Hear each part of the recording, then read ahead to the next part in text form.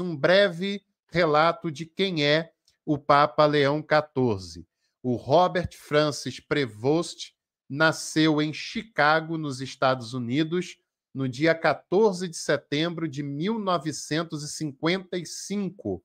Logo completará nesse ano 70 anos de idade, o que é uma idade relativamente jovem para um Papa, né? Relativamente jovem. É muito provável que ele tenha um pontificado chegando perto de 20 anos, né? Ou algo parecido, pelo menos parece que ele é uma pessoa jovem, é uma pessoa com vitalidade, é uma pessoa com boa saúde, né? O que parece, até pela primeira aparição, é que ele tem essa perspectiva de um pontificado de médio a longo prazo, né? Completa 70 anos neste ano de 2025, e Chicago é um centro já muito importante para a teologia. Aqui já tem a nossa primeira análise teológica. Chicago tem seminários protestantes importantes, seminário não como tem no Brasil, né, mas faculdade de alto nível em Chicago. Por exemplo, Paul Tillich, que foi um dos mais importantes teólogos protestantes do século XX, quando ele teve que fugir da Alemanha por causa do nazismo, ele foi para os Estados Unidos, ficou um tempo no Union Theological Seminary de Nova York e depois ele trabalhou algum tempo em Chicago, na Faculdade de Teologia de Chicago.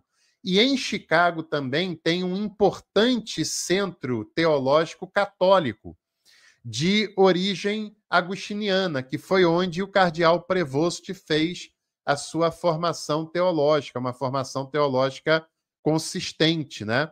Ele entrou para o seminário quando ele tinha 22 anos de idade, em 1967, né, aproximadamente. Estudou 4 anos em Chicago, numa instituição católica daquele lugar. Aos 27 anos de idade, 5 anos depois de entrar, né, que é mais ou menos o tempo mínimo ali de formação, ele foi para Roma estudar direito canônico na Universidade São Tomás de Aquino de Roma. Também é uma pessoa bastante preparada do ponto de vista do direito canônico, né? E ele foi ordenado em 1982, no ano que eu nasci, né? Tem 43 anos de ordenação. E ele é um frei agostiniano, tá certo? Ele é um frei. O Papa Francisco era padre jesuíta. O Papa Leão XIV é um frei agostiniano, da Ordem de Santo Agostinho. Esse também é um ponto importante, né? É um ponto importante porque Santo Agostinho, ele é o maior pensador da história da teologia ocidental, né? Com toda certeza. É aquele pensador que foi o maior nome da teologia da antiguidade, o maior nome da teologia da patrística.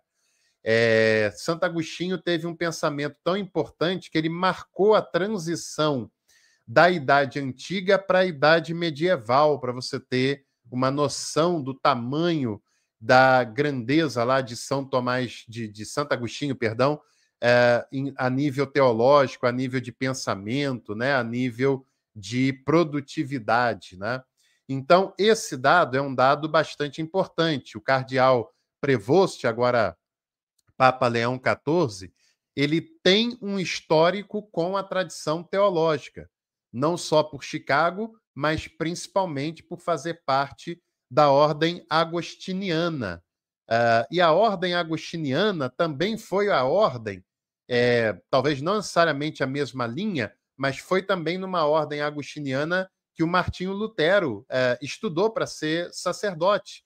Isso há 500 e tantos anos atrás, e outros nomes importantes da história da teologia católica, nesse caso protestante, né? Mas um nome ligado à Ordem de Santo Agostinho, um nome ligado à formação agostiniana, é um nome de moderação, é um nome de aprofundamento teológico, é um nome de alguém que respeita a tradição teológica, e aí, é claro, Para mim é muito importante isso, né? Muito importante isso. Nós tivemos os dois papas anteriores, né? Nós tivemos os dois papas anteriores, o Papa Bento XVI, que era marcante pela sua capacidade intelectual e teológica. E o Papa Francisco, que também foi um teólogo muito capaz, muito bem formado, muito bem preparado, mas que tinha como principal marca a sua capacidade pastoral, a sua capacidade de diálogo, né?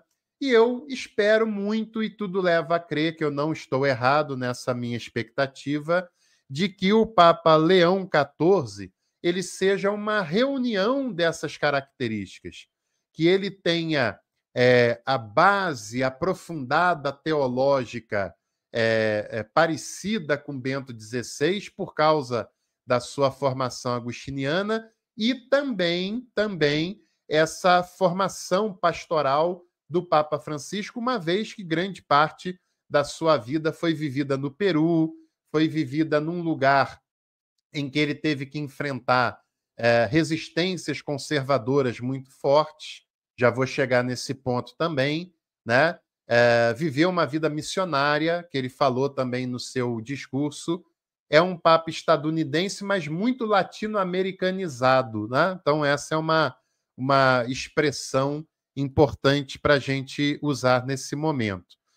Foi missionário no Peru, primeiro em Piura, depois em Trujillo, e inclusive enfrentou o governo autoritário do Alberto Fujimori e cobrou dele desculpas públicas pelo seu autoritarismo.